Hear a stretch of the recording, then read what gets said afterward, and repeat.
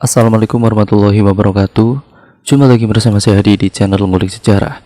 Dan pada video kali ini saya akan kembali lagi membacakan suatu kisah misteri yang kali ini masih tetap berjudul Rumah Bunuh Diri, yang memasuki bagian kedua dari ceritanya ya teman-teman.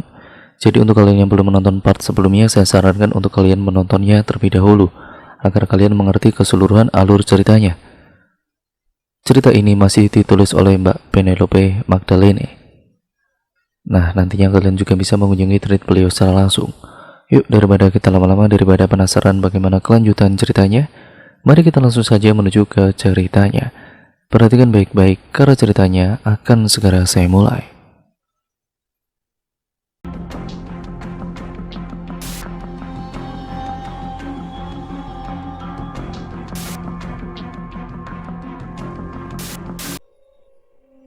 Ketika malam tiba dan ayah sudah pulang, Bunda menceritakan dengan santai kejadian tadi sore yang menyebabkan gigi Yudit ini tanggal. Sambil bercanda, Bunda membuat cerita menakutkan itu menjadi cerita biasa untuk meringankan suasana. Ayah mentertawakan Yudit yang sekarang terlihat lucu karena giginya yang ompong.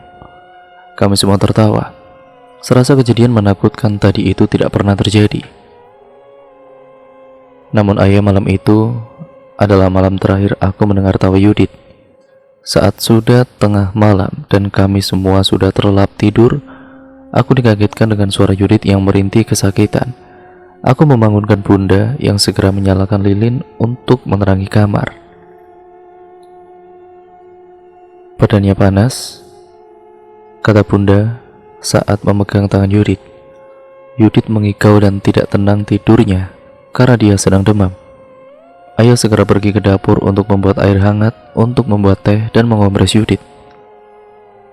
Ya, tolong ya buatkan obat air melati untuk Yudit, kata Bunda saat ayah membawa masuk air kompres dan juga teh. Dialah, tolong ambilkan air minum dan taruh di gelas ya. Ayah mau keluar ngambil bunga melati sebentar. Aku segera ke dapur dan kemudian menuangkan air di dalam gelas. Tidak lama kemudian, ayah kembali dengan beberapa kuntum bunga melati. Bunga melatinya ayah taruh di dalam gelas dan gelasnya ditutup. Kemudian dia taruh di luar, nanti besok pagi bisa diminum oleh Yudit. Pengobatan ini adalah pengobatan tradisional dari Kepulauan Sangihe yang diajarkan oleh nenek Bunda kepada Bunda dulu.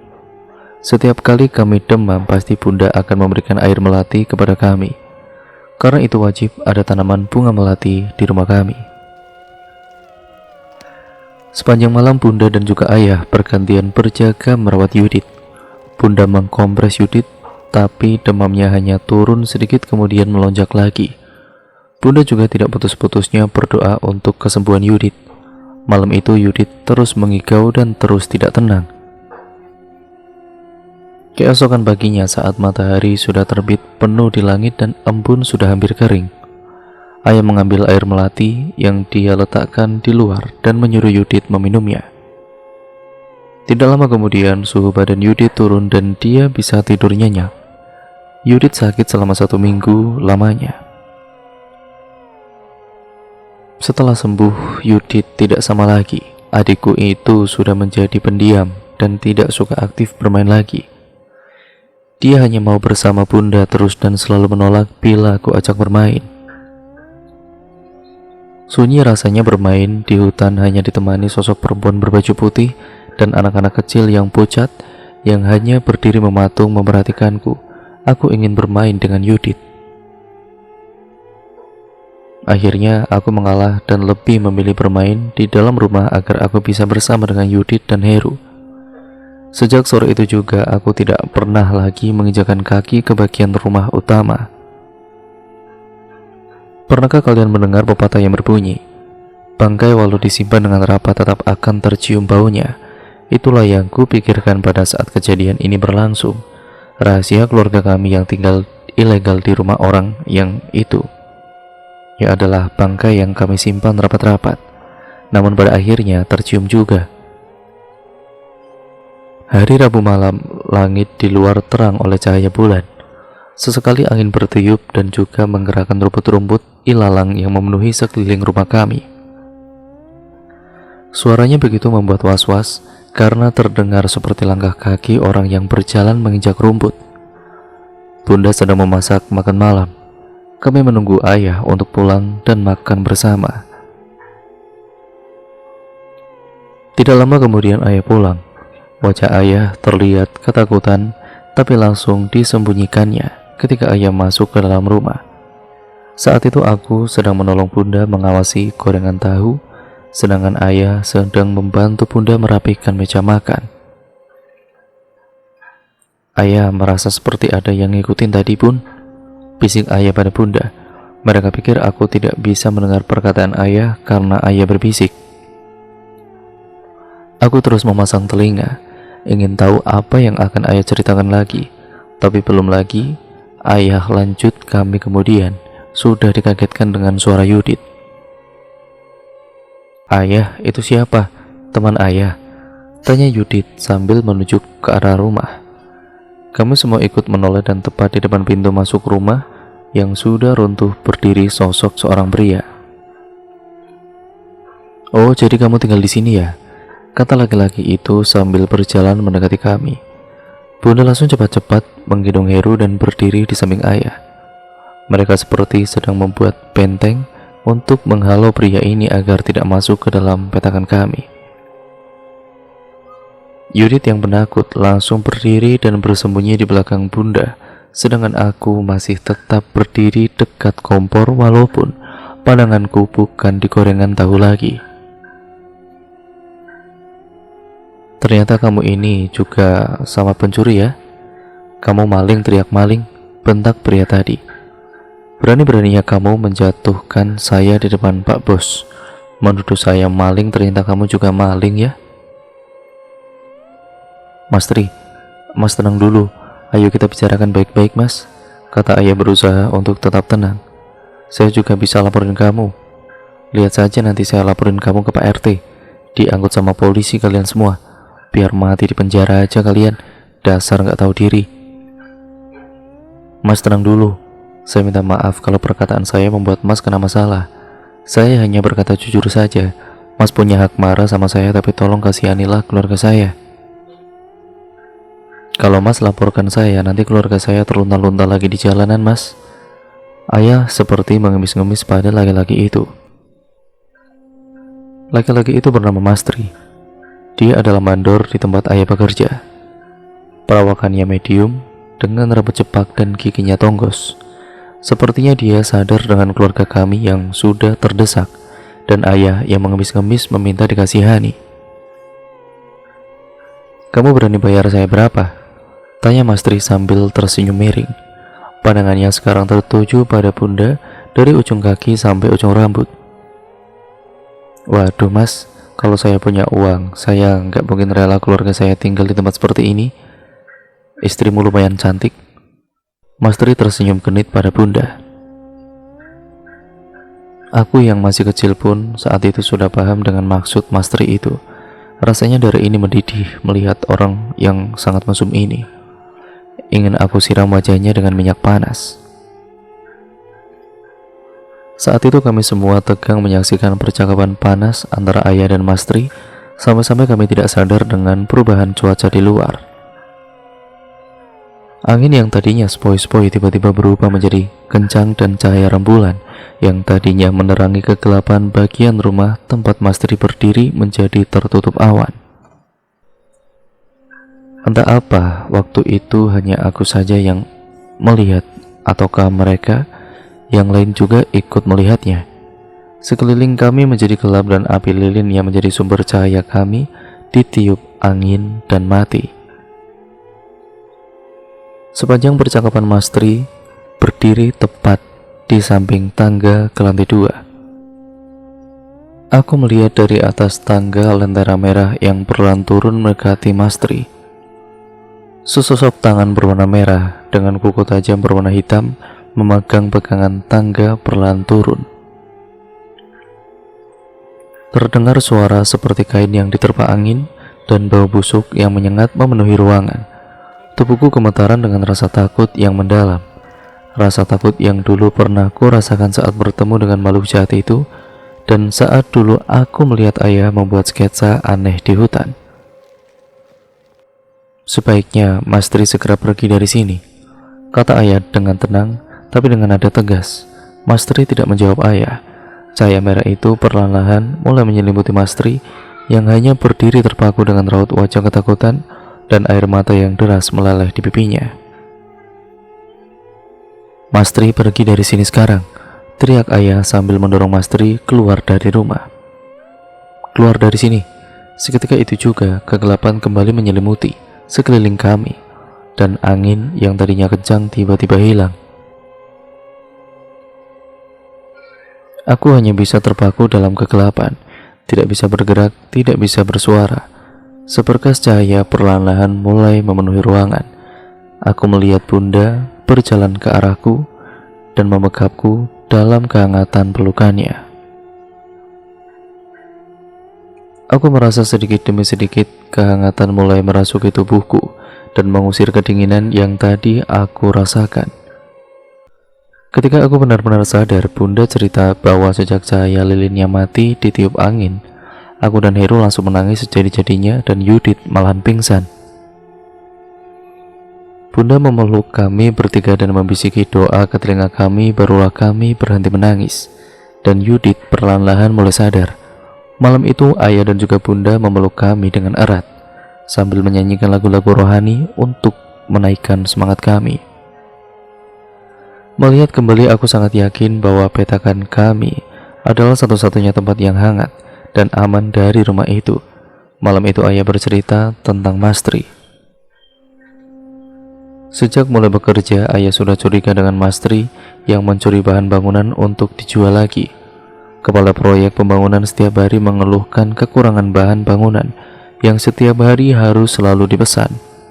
Walaupun pemesanan sudah selesai dan sudah sesuai dengan perhitungannya. Ayah pernah melihat Mas Tri membawa beberapa sak semen keluar dari area proyek. Setelah beberapa minggu mengamati, akhirnya ayah menjadi sangat yakin bahwa Mas Tri lah yang selama ini mencuri bahan bangunan itu. Ayah kemudian menceritakan kecurigaannya pada kepala proyek yang segera menindaklanjuti laporan ayah. Terakhir yang ayah dengar sebelum pulang ke rumah, Pak Kepala Proyek memanggil Mas Tri untuk bicara di dalam kantornya. Mas Tri hanyalah awal dari keruntuhan keluarga kami. Awal rahasia kami terbongkar dan awal dari semua derita yang menimpa kami. Awal terbukanya jalan untuk makhluk jahat yang tinggal di rumah itu untuk masuk ke dalam lingkaran keluarga kami. Keesokan harinya ayah hampir saja tidak masuk kerja.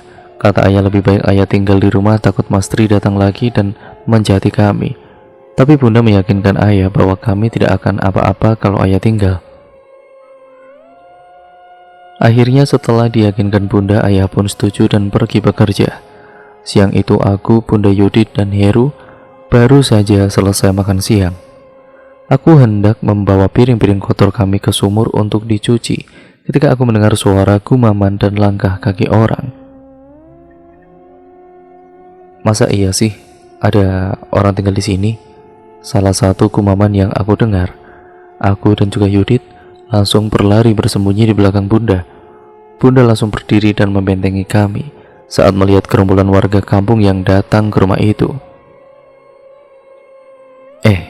Ibu ini siapa? Kok main tinggal aja di rumah orang?" seru seorang bapak dengan nada marah. Diketahui bapak itu adalah Pak RT di situ yang bernama Pak Broto. Badannya tinggi dan juga besar, perutnya buncit dan mengingatkanku pada Santa Claus, tapi mukanya garang. "Beresin sekarang barang-barang kalian, lalu keluar dari rumah ini. Dasar maling, main caplok-caplok aja tanah orang," Pak Broto sudah setengah berteriak pada kami. Saat itu aku seperti mau menangis saja, ya karena sangat ketakutan. Lucu juga aku ini yang masih lebih takut pada sesama manusia daripada hantu-hantu seram penghuni rumah ini. "Pak, bicaranya baik-baik aja Pak, nggak usah pakai marah-marah. Kasihan ibu sama adik-adiknya pada takut," kata seorang bapak dengan lembut. Pak Tarno namanya. Kalau yang begini itu kita baik-baikin, nanti nggak bakalan cerah mereka, hardik Pak Broto. Loh, tapi nggak perlu marah-marah juga tuh Pak, kan rumah ini juga bukan punya Bapak. Tambah seorang, yaitu seorang ibu-ibu yang akhirnya aku tahu adalah ibunya Chelsea. Bu, suaminya mana? Tanya Pak Tarno lagi tanpa memperdulikan Pak Broto. Suami saya sedang pergi bekerja Pak. Pak, Bu, saya minta maaf kalau kehadiran keluarga saya di sini membuat ibu bapak tidak senang. Kami tidak ada niatan untuk mengganggu atau merugikan warga setempat kok. Kami hanya sedang mencari rezeki saja di sini. Kami nggak punya apa-apa lagi setelah kerusuhan. Di rumah ini kami pikir kami bisa nabung dikit. Kami akan segera pindah kalau uang kami sudah cukup untuk menyewa kontrakan. Dengan tenang sambil memandangi para warga, Bunda memberi penjelasan. Kalian ini maling. Kalau kalian saya beri kelonggaran, nanti orang-orang pada ikut-ikutan caplok-caplok tanah kosong. Kalau nggak ada tempat tinggal, yaitu banyak kolong jembatan. Jangan gengsi dong, tinggal di kolong jembatan. Nggak punya duit kok. Astagfirullah. Serentak para warga berseru karena merasa kaget dengan kata-kata Pak Broto yang sombong dan kasar itu. Mendengar kata-kata jahat yang dilontarkan Pak Broto membuatku marah dan juga sedih. Tidak tahan aku melihat Bunda dibentak-bentak oleh orang ini. Rasanya ingin aku tonjok Pak Broto itu, tapi apalah daya, aku juga masih anak kecil, dan rasa takutku lebih besar daripada rasa marahku. Jangan ngomong kasar begitulah Pak. Bisa kan kita omongin baik-baik? Kata Pak Tarno lalu berpaling pada Bunda. Bu, suami ibu kerja di mana? Nanti saya minta tolong Yudi untuk menjemputnya. Kita bicarakan baik-baik pengaturannya sama ibu dan juga suami biar enak. Makasih Pak, suami saya kerja di proyek pembangunan gedung PDAM. Namanya Hidayat Rohman, jawab Bunda. Yudi, tempat kerja suami ibu ini ternyata dekat. Kamu tolong jemput ya. Nama bapaknya Hidayat Rohman, jangan lupa, kata Pak Tarno kepada seorang pemuda bernama Yudi yang sepertinya adalah anak Pak Tarno. Ini ada apa? Tiba-tiba terdengar suara panik seorang wanita. Tidak lama kemudian wanita itu masuk ke dalam rumah dan ternyata dia adalah Mbak Dian. Kantong plastik yang dibawa Mbak Dian jatuh saking paniknya. Dia melihat kerumunan orang di rumah yang seharusnya kosong. Bu, ibu tidak apa-apa? Tanya Mbak Dian yang langsung memeluk Bunda. Gak apa-apa kok Mbak Dian, jawab Bunda sambil tersenyum. Kamu siapanya mereka? Tanya Pak Broto masih tetap jutek. Saya teman Pak, ini ada apa ya? Mereka mau kami usir, tinggal ilegal di tanah orang, enak saja. Jangan Pak, jangan diusir. Pikirkan berapa banyak jiwa yang bisa terselamatkan kalau mereka tetap di sini. Kalau nggak ada ibu dan juga bapak waktu itu, saya pasti sudah gantung diri di rumah ini Pak. Mbak Dian memegang tangan Bunda. Saya berutang budi sama bapak dan ibu ini. Mereka ini yang menjaga rumah ini agar tidak ada lagi orang yang mencoba bunuh diri di sini seperti saya dulu. Terdengar serentak ekspresi syok dan bisik-bisik para warga yang cukup kaget mendengar pernyataan Mbak Dian. Kayak ada sesuatu di rumah ini ya. Kan pernah juga kita nemu mayat orang bunuh diri di sini kan? Berapa kali malahan? Ya, kata seorang ibu dengan ekspresi muka yang ketakutan. Iya, 3 tahun lalu kan ada yang nemu mayat laki-laki yang mati kehabisan darah bukan di lantai atas. Sambung seorang pemuda dengan semangat. Kayak ada yang manggil gitu sih katanya. Iya mas, saya mengalami sendiri, sambung Mbak Dian. Mbak Dian ini menceritakan kejadian ketika dia hampir bunuh diri di rumah ini. Semua orang terperangah mendengar cerita Mbak Dian. Tidak lama kemudian terdengar bunyi motor di depan rumah. Setelah itu ayah masuk ke dalam rumah sambil berlari dengan panik. Bunda, seru ayah sembari meminta permisi pada warga yang mengurumuni petakan kami. Pak, ayo kita bicara baik-baik ya Pak, sambut Pak Tarno sebelum Pak Broto sempat berbicara. Mbak boleh tolong bawa adik-adiknya keluar? Tanya Pak Tarno pada Mbak Dian. Mbak Dian membawa kami bermain di belakang dapur, sedangkan warga yang lain lebih memilih untuk pulang. Ya mungkin karena sudah ada perasaan ngeri setelah mendengar cerita Mbak Dian dan teringat lagi penemuan mayat-mayat orang bunuh diri di rumah ini.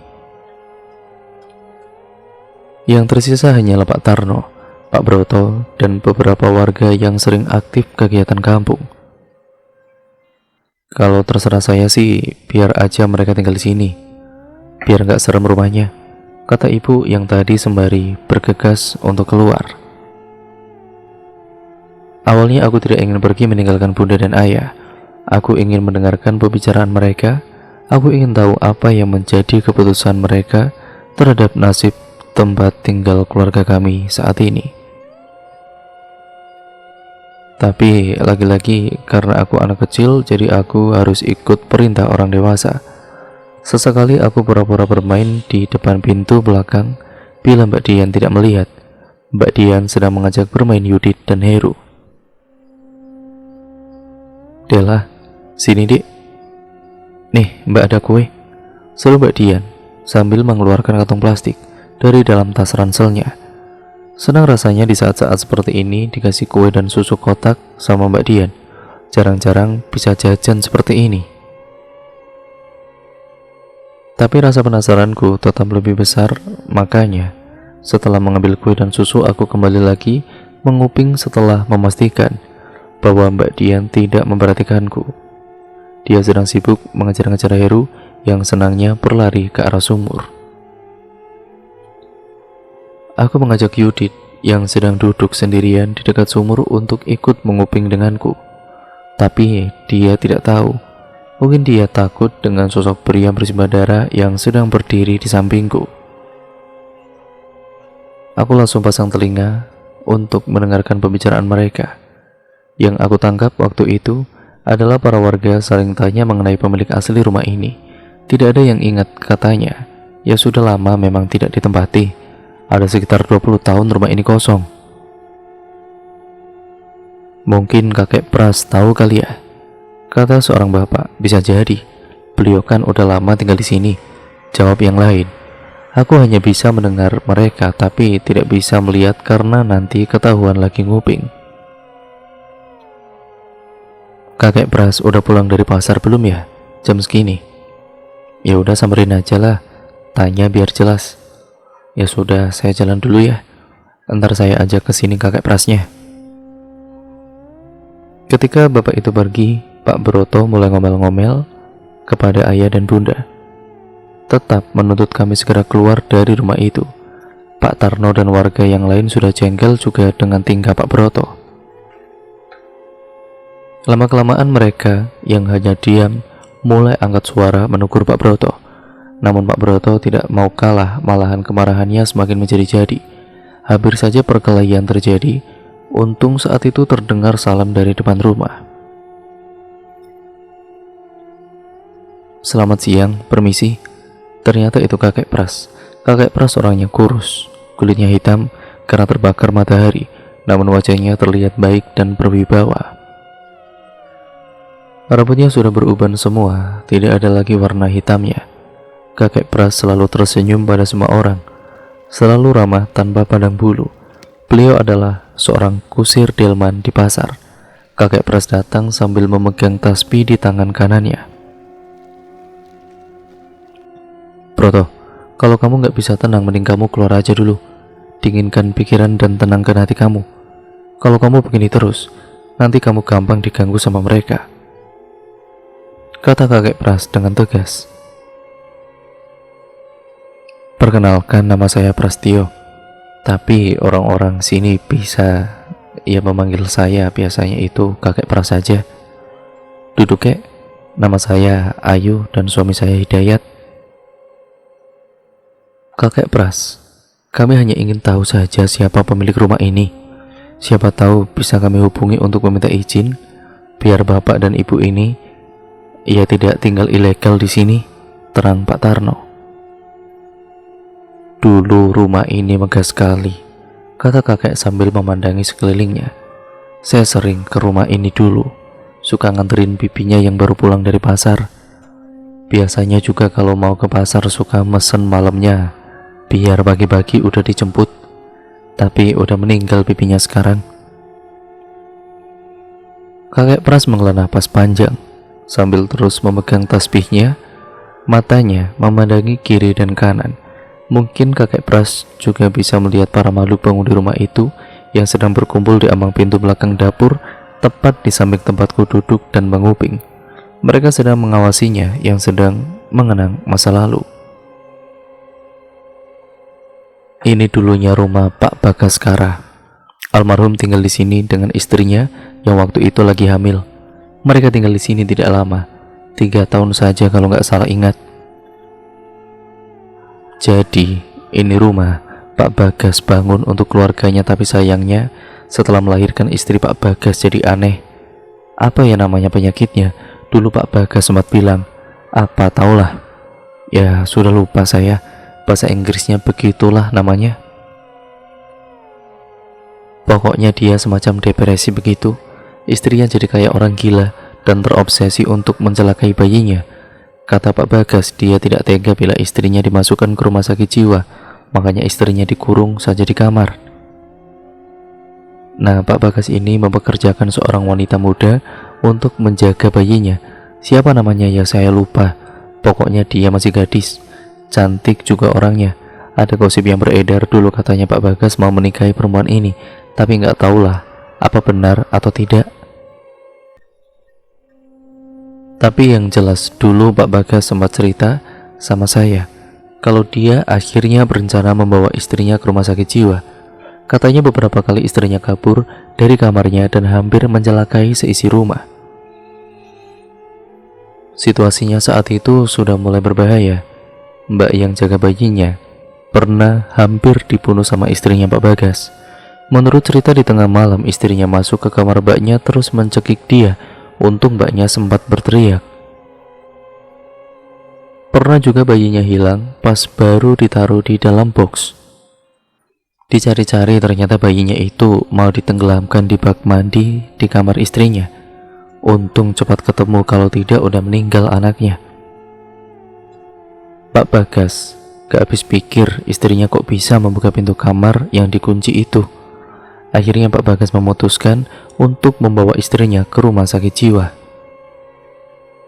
Besoknya, hari di mana Pak Bagas berencana mengantar istrinya ke rumah sakit jiwa, tetangga pada merasa aneh karena bayinya menangis terus. Sudah berjam-jam menangis tidak berhenti-berhenti. Biasanya kalau nangis bayinya itu diajak jalan sama mbaknya, tapi hari itu tidak sama sekali. Akhirnya salah satu tetangga memberanikan diri untuk masuk ke rumah ini dan menemukan Pak Bagas yang sudah mati berlumuran darah di ujung tangga. Mayat yang lainnya baru ditemukan polisi. Mbak penjaga bayinya mati tercekik di dalam kamarnya, bibi mati dengan puluhan luka tikaman di kamar mandi, sedangkan istri Pak Bagas mati gantung diri di dalam lemari jati besar di kamarnya. Untung bayinya tidak dicelakai. Bayinya ini diambil oleh kakak Pak Bagas. Dan terakhir saya dengar itu dibawa ke luar negeri. Sejak saat itu rumah ini benar-benar kosong. Menurut penyelidikan polisi, istrinya Pak Bagas membantai seluruh keluarganya sebelum akhirnya mengakhiri hidupnya dengan cara gantung diri. Yang paling menyedihkan menurut saya adalah bayinya yang ditemukan menangis di bawah kaki ibunya. Dan sejak saat itu, saya tidak berani lagi lewat sini. Bukannya takut, saya cuma gak sanggup aja buat nginget lagi kejadian naas itu. Kakek Pras tersenyum simpul. Terdengar ada sedikit penyesalan dari nada suaranya. Sepertinya tidak ada jalan lain lagi ya untuk menghubungi anaknya Pak Bagas, tanya Pak Tarno. Susah-susah, wong dia aja dari bayi udah di negeri orang kok nggak tahu juga di mana, jawab kakek Pras itu.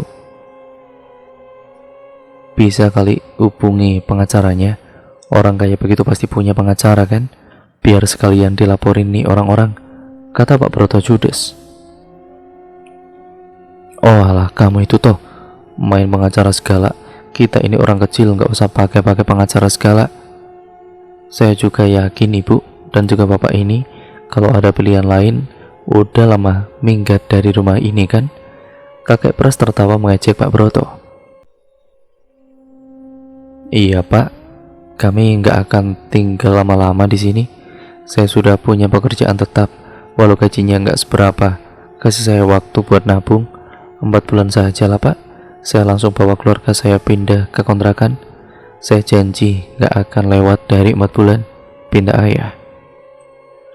Perih hatiku ketika mengingat bagaimana ayah dan juga bunda harus mengemis agar diizinkan tinggal di rumah bobrok begitu.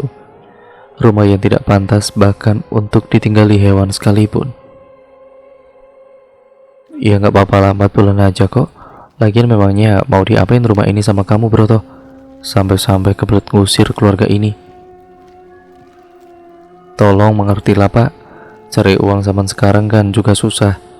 Gak ada kan jalan pendek buat mendapatkan sesuap nasi. Kalaupun ada pasti nggak halal pendapatannya Pak. Bapak pasti tahulah mana penghasilan yang halal dan yang mana yang haram, kata ayah lagi. 4 bulan ya? Kalau dalam 4 bulan kalian belum pindah, saya pribadi yang akan datang ke kantor polisi dan bikin laporan tentang kalian, ancam Pak Broto yang segera keluar dari rumah itu. Pak, Bu, banyakin berdoa ya. Kalau kita terus bertakwa dalam doa, ya alhamdulillah mereka nggak akan berani masuk. Kakek Pras tertawa. Sekarang aja mereka pada ngerumunin kita di luar, nggak pada berani masuk ke dalam. Iya kek, tiap hari kami berdoa kok.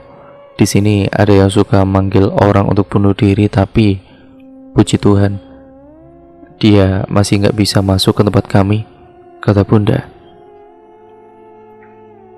Yaudah, saya pamit pulang dulu. Kalau perlu apa-apa, saya rumahnya di gang sebelah. Nanti saya bantu semampunya. Kakek Pras dan juga Pak Tarno pamit pulang diikuti para warga kampung yang tersisa. Ketika mereka pulang, perasaan lega menyelimutiku. Bukan hanya aku saja, ayah dan juga bunda, bahkan Mbak Dian yang tidak tinggal di situ, itu pun merasa tenang. Ya, senang rasanya tidak perlu lagi bersembunyi dari tetangga. Kami bahkan bisa bertegur sapa dan bermain bebas dengan anak-anak di situ. Bu, Pak, saya datang ke sini mau nganterin ini untuk keluarga, kata Mbak Dian sambil menyerahkan kantong plastik yang tadi jatuh di lantai. Isinya sudah dibereskan entah oleh siapa dan disimpan di dekat meja makan. Mbak nggak perlu repot-repot begini, kata bunda. Nggak apa-apa Bu, saya hanya mau berbagi rezeki. Mbak Dian memberi kami bahan makanan, mie instan, ikan kaleng, garam, gula, dan masih banyak lagi. Dia juga membawakan kami anak-anak sekantong plastik penuh jajan dan susu. Kata Mbak Dian, dia sudah bekerja di sebuah swalayan di Jakarta dan baru saja gajian. Dia ingin sekali berbagi dengan kami sebelum dia pindah ke kos-kosan di dekat tempat kerjanya. Ayah dan bunda dengan senang hati menerima pemberian Mbak Dian. Untuk beberapa saat kami bahagia di rumah itu. Selama beberapa minggu setelah warga desa tahu kami tinggal di situ, suasana jalan dekat rumah mulai ramai lagi dilewati orang. Kakek Pras juga sudah mulai lewat depan rumah itu lagi, katanya itu jalan pintas ke pasar. Kami sudah bertegur sapa dengan para tetangga. Aku juga sudah mendapatkan banyak teman. Perlahan tinggal di rumah itu sudah terasa normal. Oh iya, aku baru ingat, ayah cerita bahwa ayah mengenali Pak Broto. Ternyata Pak Broto lah orang yang waktu itu melakukan upacara pesugihan sate burung gagak yang digagalkan oleh kami. Pantesan dia marah besar. Beberapa minggu berlalu sejak warga kampung mengenal kami. Berbeda dengan yang kurasakan dulu ketika aku begitu takut dengan mereka yang datang mengusir keluarga kami. Sekarang kami bertetangga dengan rukun. Orang-orang kampung sudah berani lewat depan rumah itu meski matahari sudah terbenam dan bulan yang menggantikan tempatnya. Aku pun mendapatkan kembali teman-temanku, Arini, Roni, dan Ceci, ditambah dengan anak-anak kampung yang lainnya yang sekarang mau bermain di depan rumah. Tidak ada rasa takut maupun was-was lagi. Ayah dan juga bunda sudah sering bersilaturahmi dengan warga kampung yang ternyata ramah dan bersahabat. Tidak cuma itu, mereka juga kadang memberi bantuan kepada kami atau kadang juga mengantarkan makanan kalau ada lebih di rumah mereka. Di hari Jumat sore itu, aku, Heru, dan juga bunda sudah terbangun dari tidur siang. Namun Yudit masih terlelap tidur. Bunda meminta tolong agar aku menjaga Heru karena bunda mau ke hutan mencari singkong untuk direbus buat makan malam. Aku mengajak Heru bermain di samping rumah tujuannya agar aku bisa melihat kalau ada teman-temanku yang lewat dan bisa aku ajak main. Tidak lama kami mulai bermain. Jessie datang sambil menenteng sekantong plastik boneka dan tas ransel yang ketika dia tunjukkan semuanya berisi baju Jessie yang sudah tidak terpakai lagi. "Della, ibu aku nyuruh aku ngasih ini sama kamu dan Yudit," kata Jessie sambil menyerahkan kantong plastik dan tas ransel yang dia bawa. "Ini apa, Jess?" "Baju aku dulu," Jessie menunjuk ke tas ranselnya. "Terus ini boneka-boneka aku buat kamu sama Yudit." Jessie mengeluarkan semua boneka yang dia bawa dari dalam kantong plastik, dan kami berdua pun tenggelam dalam pembicaraan yang asik mengenai nama boneka-boneka itu dan hal-hal kesukaan mereka. Sekitar 30 menit berlalu, akhirnya Jessie pun pamit pulang karena katanya dia mau pergi les ke rumah pak gurunya. Setelah Jessie pergi, aku baru sadar ternyata Heru yang kupikir sedang bermain di belakangku sudah tidak ada. Awalnya aku tidak panik karena aku pikir dia pasti tidak pergi jauh. "Heru," teriakku sambil mengelilingi rumah. Aku tidak menemukan Heru. Lama-kelamaan aku menjadi panik dan juga takut dimarahin bunda kalau bunda tahu Heru tidak ada denganku. Aku melihat dari kejauhan bunda sedang berjalan kembali ke rumah sambil menenteng singkong. Aku segera berlari masuk ke dalam rumah dan mencari Heru di kamar, tapi tidak ada. Yudit masih tertidur pulas. Di area rumah yang runtuh pun tetap ku cari, tapi tidak ada tanda-tanda Heru di sana. Aku menengadah melihat ke lantai 2. Apa mungkin Heru pergi ke lantai 2? Apa iya Heru sudah bisa naik tangga? Aku takut untuk naik ke lantai 2, tapi aku juga ingin segera menemukan Heru. Siapa tahu dia ada di lantai itu. Baru aku menginjakkan kaki ke anak tangga pertama ketika bunda berteriak. Teriakan bunda melengking membuatku merinding. Aku langsung berlari ke arah suara bunda. Bunda sudah menangis sejadi-jadinya dan teriak ke arah dalam sumur. "Heru!" teriak bunda lagi dan lagi.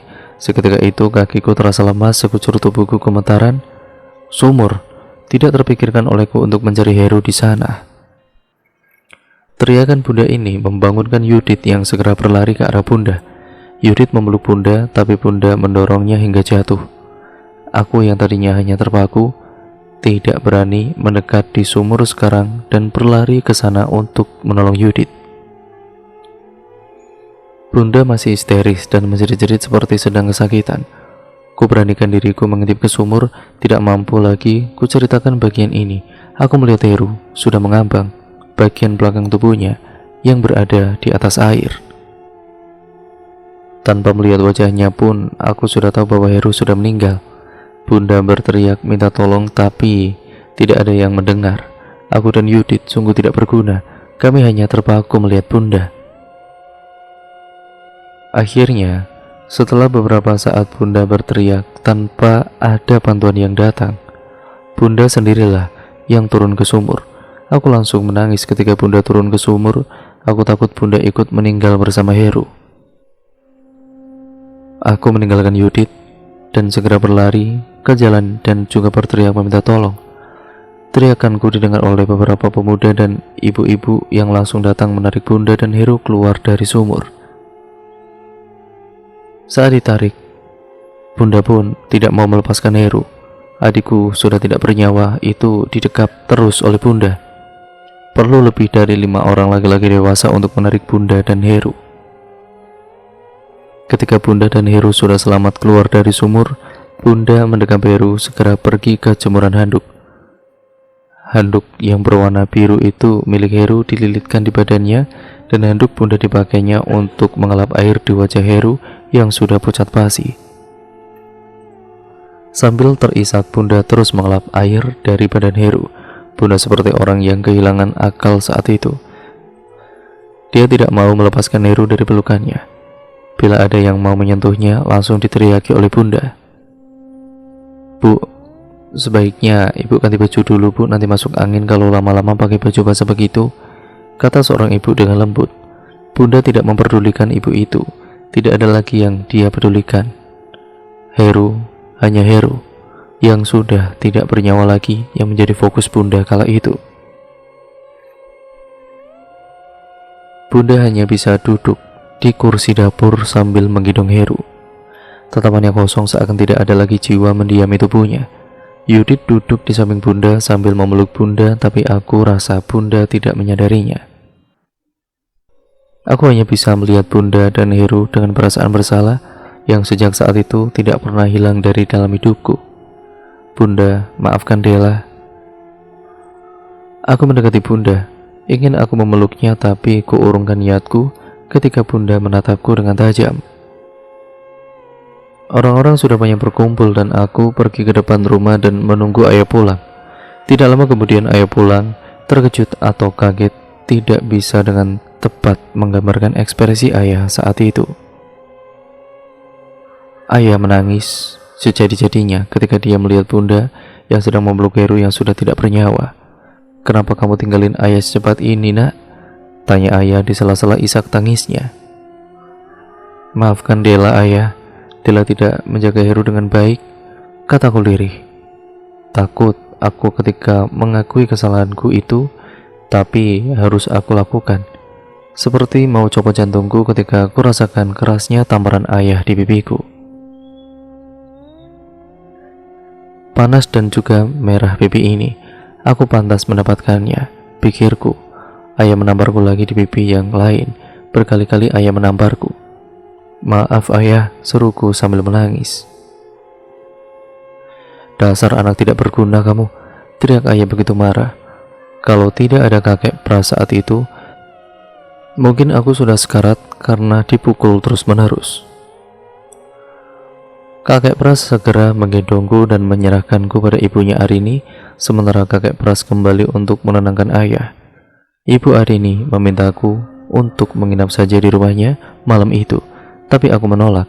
Biarpun aku dimarahi, aku tetap ingin bersama ayah, Bunda, dan juga adik-adikku. Malam itu Bunda tetap memeluk Heru. Bahkan mayat Heru dibawa Bunda tidur di tempat tidur kami, di samping Bunda, di dalam pelukan Bunda, sementara aku dan Yudit di belakangi Bunda, tidak dipedulikan lagi. Ayah tidak pernah beranjak lagi dari tempat duduk sejak ditenangkan oleh kakek Pras. Keesokan harinya pagi-pagi buta, kakek Pras membawa papan triplek yang agak tebal yang dia ambil dari rumahnya. Kakek Pras dan juga ayah mulai membuat peti mati untuk Heru. Sekitar jam 10-an, Bapak Pendeta dan beberapa petugas pemakaman dari gereja yang sudah datang untuk memulai upacara pemakaman jenazah. Bunda yang memandikan jasad Heru dan memakaikan satu-satunya baju bagus yang Heru punya, yang biasanya dipakai saat ke gereja. Awalnya Bunda tidak ingin Heru dimasukkan ke dalam peti. Bunda ingin terus memeluk Heru. Baru setelah dibujuk ayah, Bunda akhirnya merelakan Heru untuk dibaringkan di dalam peti mati. Selesai ibadah pelepasan jenazah, peti mati Heru dipikul oleh ayah dan kakek Pras untuk dibawa ke liang lahat. Bunda berteriak sejadi-jadinya ketika melihat peti Heru ditutup dan dipaku sebelum dibawa ke lahan pekuburan. Bunda meronta-ronta dan menangis begitu hebatnya sampai dia jatuh pingsan. "Della, kamu di sini sama Yudit jagain Bunda," pesan ayah sebelum dia pergi mengantarkan adikku ke rumah peristirahatan terakhirnya. Aku, Yudit, dan nenek Sulis, istri kakek Pras, tinggal di rumah dan menjaga Bunda yang belum sadarkan diri. "Kamu bantu doa, Nak, biar Bunda kamu cepat sehat kembali ya," kata nenek Sulis. Beberapa menit kemudian Bunda yang masih menutup matanya mulai mengigau dan kemudian menggumam sesuatu yang tidak bisa kami pahami. Nenek Sulis meraba dahi Bunda dan mengatakan bahwa Bunda demam. "Kamu jagain Bunda di sini ya. Nenek buatkan air hangat dulu untuk kompres." Nenek Sulis pergi ke dapur untuk memasak air panas. Badan Bunda bercucuran keringat dan Bunda gelisah dalam tidurnya. Miri saat ini melihat Bunda yang sedang sakit karena rasa sedihnya kehilangan anak bungsunya. Aku dan juga Yudit hanya bisa memegang tangan Bunda yang dingin, berharap sentuhan tangan kami dapat sedikit menenangkan Bunda. "Ini semua salahku," pikirku dalam hati. "Ini semua salahku." "Astagfirullahaladzim," seru Nenek Sulis disusul dengan bunyi dentuman panci yang jatuh. Aku langsung melepas tangan Bunda yang dari tadi kupegang dan segera berlari keluar kamar untuk melihat apa yang terjadi pada Nenek Sulis. Panci yang tadinya berisi air itu jatuh di lantai dan menumpahkan isinya, membuat becek kala itu. Nenek Sulis dengan gemetaran menarik kursi untuk didudukinya, tangannya mengelus-ngelus dada sambil membaca doa. "Kenapa, Nek?" tanyaku sembari mengambil panci yang jatuh di lantai. "Aduh Neng, tadi nenek lihat orang berdarah di bawah tangga sana." Aku menengok ke arah bawah tangga itu, tapi tidak melihat apa-apa. Aku yang sudah terbiasa melihat hal-hal seram di rumah ini merasa biasa saja. Aku juga sudah sering melihat si dia yang nenek sebut orang berdarah. "Nenek masuk kamar aja, temani Bunda. Nanti Dela aja yang masak airnya, Nek." Aku memampa Nenek Sulis kembali ke dalam kamar. "Kamu gak takut, Neng?" "Nggak apa-apa kok, Nek. Saya sudah biasa lihat." Aku pergi ke sumur untuk mengambil air. Teringat lagi aku pada Heru yang meninggal di sini. Ibadah pemakaman Heru pasti belum selesai, tapi aku sudah sangat merindukan tawarnya adikku itu. Terdengar gema suara tawa Heru dari dalam sumur ketika ember mulai kuturunkan menuju permukaan air. Tawanya mirip Heru, tapi aku tahu itu bukan Heru. Aku tidak akan melihat ke bawah karena bukan Heru yang akan aku lihat. Setelah panci terisi air, aku kembali ke dapur dan mulai memasak air panas. Terpikir olehku untuk membuat ramuan air melati yang selalu diandalkan Bunda apabila kami demam. Aku keluar lagi ke halaman belakang untuk memetik beberapa kuntum melati. Bau melati begitu wangi dan menenangkan buatku. Ku ambil setangkai bunga dan ku cium, tapi bukannya keharuman yang tercium, tapi bau busuk darah dan bangkai yang membuatku ingin muntah. Di sampingku sudah berdiri sosok perempuan berbaju putih dengan leher yang patah yang terkulai lemas ke sebelah kanan. Di sampingnya berdiri sosok pria yang bersimbah darah, dan dari arah hutan aku melihat banyak sekali makhluk seram yang mulai keluar dari balik pepohonan. Aku yang tadinya biasa saja mulai merasa takut ketika melihat banyaknya hantu-hantu seram yang berdiri menghadapku. Sosok dengan leher patah itu mulai mengeluarkan suara-suara aneh seperti orang yang tercekik, dan mulutnya mulai terbuka lebar menambahkan bagian dalam tenggorokannya yang dipenuhi oleh belatung. Tiba-tiba, sosok itu mengangkat jari telunjuknya dan menunjuk ke arah dapur. Seketika itu juga, semua hantu yang berdiri serentak mengangkat tangan mereka dan ikut menunjuk ke arah rumah. Di dalam rumah, aku melihat pelita yang berwarna merah perlahan-lahan mulai menyelimuti area sekelilingnya. Makhluk yang dipenuhi dendam dan kesedihan itu mulai turun perlahan dari lantai 2 tempatnya bersemayam. Hatiku seperti ditusuk pisau ketika melihat makhluk itu. Aku tidak bisa berteriak. Yang bisa keluar dari mulutku hanyalah isak tangis, air mata membanjiri pipiku. Dan cerita pun akhirnya bersambung lagi ke part yang selanjutnya ya teman-teman. Untuk kalian yang penasaran bagaimana akhir dari cerita ini, kalian terus ikuti perkembangan ceritanya hanya di channel ini ya teman-teman. Terima kasih untuk kalian semua yang sudah like, comment, dan share, serta subscribe channel ini untuk kalian yang belum ya teman-teman. Nyalakan tombol lonceng notifikasinya agar kalian terus mendapatkan notifikasi video terbaru dari channel ini. Terima kasih pokoknya untuk kalian semua yang sudah mendukung video kali ini, channel ini juga ya teman-teman. Ya dengan cara itu pula ya kalian bisa membantu channel ini berkembang menjadi channel yang jauh lebih baik lagi ke depannya. Nah kalian pastinya penasaran kan bagaimana akhir kisah dari keluarga ini kok bisanya menempati rumah yang begitu horor, tidak mau pindah. Dan bagaimana akhir dari kisah ini juga, bagaimana nasib keluarga ini nantinya, ya saya juga penasaran. Jadi nantikan terus di part selanjutnya ya teman-teman. Sekian dan terima kasih, sampai berjumpa di video terbaru selanjutnya. Kurang lebihnya mohon maaf apabila banyak salah kata ataupun narasi saya mungkin kurang jelas dalam membacakan video kali ini. Sekian dan terima kasih. Wassalamualaikum warahmatullahi wabarakatuh.